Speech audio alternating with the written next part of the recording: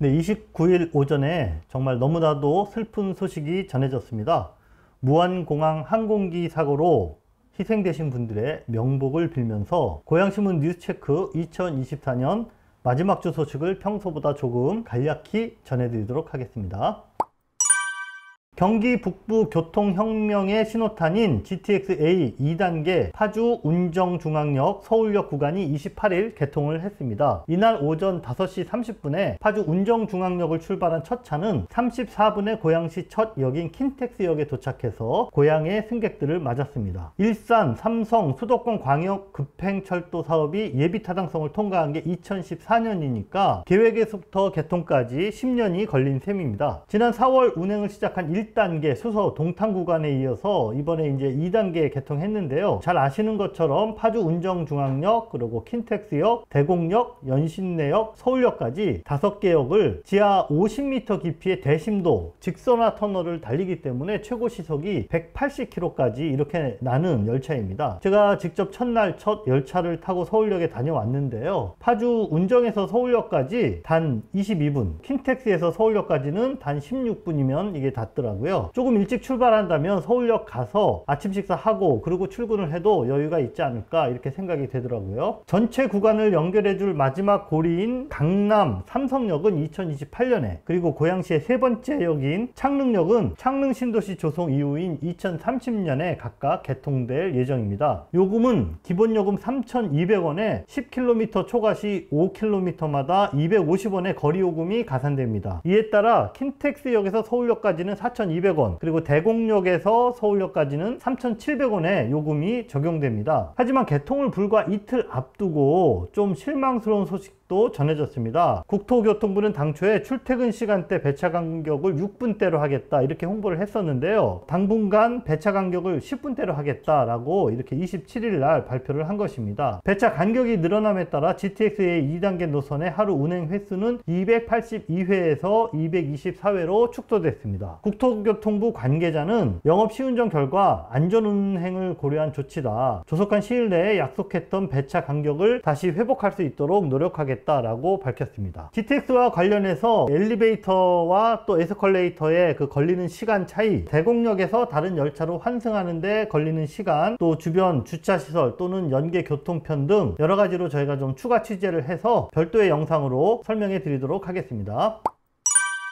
2025년도 고양시 예산안이 지난주에 확정이 됐습니다. 시의회는 지난 23일 본회의를 열고 고양시가 제출한 2025년도 세출 예산안 3조 3,405억 원 중 201억 5,260만 원을 삭감한 예산안을 통과시켰습니다. 주요 신규 예산 살펴보면 다음과 같습니다. 대화동에 조성 예정인 IP 융복합 콘텐츠 클러스터 조성 공사비 143억 7,390만 원, 원흥 복합문화센터 건립 공사비 30억 원, 주교 배수지 증설 및 송수관로 안정화 공사비 67억 9천만 원, 킨텍스 지원부지 도시계획공원 조성 공사비 8억 8천만 원 등입니다. 반면에 시 집행부가 올린 예산 중에서 의회 예산 심의 과정에서 삭감된 예산도 있습니다. 다음과 같습니다. 도시기본계획 재수립 용역 예산 5억 원, 원당 역세권 1원, 종합발전계획 수립 용역 3억 원, 공립박물관 건립 타당성 분석 용역 1억 원, 공립수목원 기본구상 및 타당성 검토 용역 2억 7천만 원 등이 모두 전액 삭감됐습니다. 부분 삭감된 예산도 살펴보겠습니다. 거점형 스마트시티 조성 사업이 91억 원에서 21억 원으로, 언론사를 대상으로 한 시정 홍보비가 18억 원에서 14억 원으로, 온라인 및 방송 이용료가 18억 원에서 8억 원으로 각각 삭감됐습니다. 삭감된 예산 내역에 대해 좀 더 자세히 살펴보겠습니다. 먼저 전액 삭감된 도시기본계획 재수립 용역 예산 5억 원의 경우 벌써 시의회에서 4번째 이렇게 삭감이 되는 건데요. 시의회는 해당 계획에서 재건축 용적률을 낮게 잡고 있다는 점, 그리고 실현 가능성이 낮은 신분당선과 자유로 지하화를 기본계획에 반영하고 있다는 점 등을 들어서 수용 불가 입장을 밝혔습니다. 도시기본계획은 모든 고양시 법정계획의 뼈대를 이루는 이런 아주 중요한 계획인 만큼 철저한 검증이 필요하다라는 뜻인데요. 반면 시 집행부는 기본계획 재수립 용역이 늦어질수록 일산 신도시 재건축 사업 등이 주요 사업 추진에 차질이 불가피하다라며 반발하는 입장입니다. 거점형 스마트 스마트시티 조성 사업을 살펴보면요, 또 대규모 시비가 투입되는 데 반해 고양시의 이득이 불명확하다라는 이유로 당초 91억 원에서 21억 원으로 예산이 대폭 이렇게 깎였고요. 또한 호수공원 내 호수교 하부에 설치 예정이었던 북카페 사업 18억 원을 비롯해서 원당 역세권 종합발전계획 용역 3억 원, 공립박물관 건립 타당성 용역 1억 원, 공립수목원 타당성 용역 2억 7천만 원, 공공디자인 진흥계획 재정비 용역 2억 7천만 원 등이 전액 삭감됐는데요. 마찬가지로 권선영 예결위원장은 타당성과 효율성을 면밀히 검토해 비효율적인 예산을 과감히 삭감한 것이다 라는 입장을 냈습니다. 한편 작년에 이어서 올해에도 예산안 심의 결과를 두고 시 집행부 그리고 여당인 민주당과의 장외 공방이 계속 이어지고 있는데요. 시 집행부는 성명서를 통해서 삭감된 예산은 시의 지속가능한 발전을 위한 핵심 정책 예산이 대부분이라며 강하게 반발했습니다. 반면에 더불어민주당은 24일 보도자료를 통해 업무 추진비 26억 5천만 원, 해외 출장비 19억 1천만 원, 예비비 229억 원, 세계지방정부연합 아태지부 고양시 총회 예산 9억 9,500만 원 등 지출 규모가 큰 소비성 예산을 오히려 삭감하지 않았다고 반박하면서 정쟁 소지가 큰 예산 심사는 최대한 자제했다라는 입장을 밝혔습니다.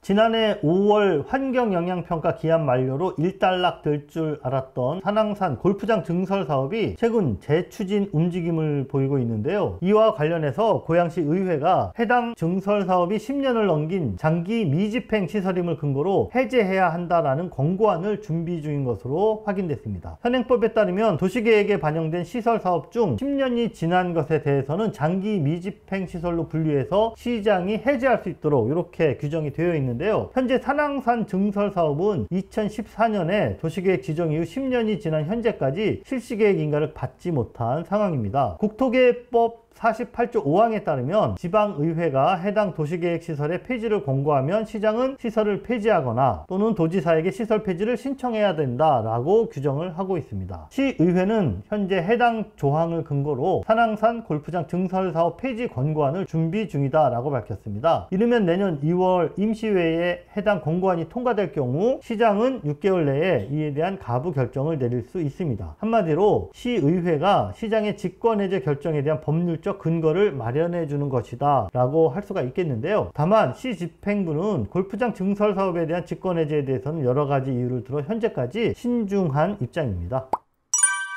제2자유로 달리다 보면 며칠 전부터 한류월드 IC에서 벚꽃 IC 중간에 새로 생긴 우회도로가 이렇게 있는 모습을 볼 수가 있는데요. 자, 이 도로가 무슨 도로지 궁금해 하시는 분들이 많으시죠. 바로 고양 일산 테크노밸리 부지 조성과 연계해서 진행되는 제2자유로 지하화 구간의 우회도로입니다. 이 도로가 지난주에 양방향 차선이 순차적으로 개통을 했습니다. 네, 우회도로를 만든 이유는 제2자유로가 일산 테크노밸리 부지를 1.2km 관통 하면서 남과 북으로 이렇게 갈라놓고 있기 때문인데요. 이에 따라서 남측과 북측의 도시 연결성을 위해서 기존 제2자유로 구간 중 한류월드 IC, 벚꽃 IC 중간 지점 530m를 이렇게 지하도로로 새롭게 설계를 한 것입니다. 때문에 기존 차로의 지하도로 공사가 마무리되면 새로 만든 이 우회도로는 또 다시 철거될 예정입니다. 일산 테크노밸리 기반시설과 부지조성 공사는 대보건설에서 맡고 있는데요. 2027년 8월까지 공사를 끝마친다는 계획입니다.